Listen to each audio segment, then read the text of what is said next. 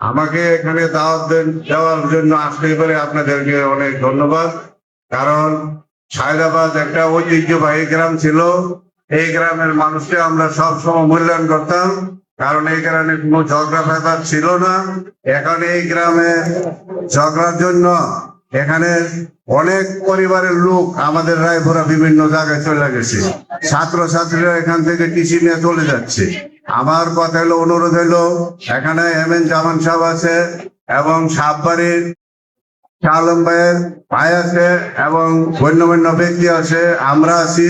আপনারা চেষ্টা করবেন এই ঝগড়াটা যাতে শেষ হয়।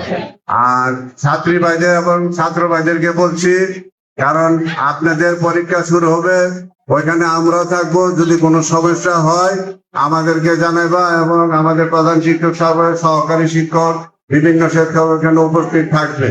আমার কথা হইলো, এই চর এলাকার শান্তি আবার আনতে হবে।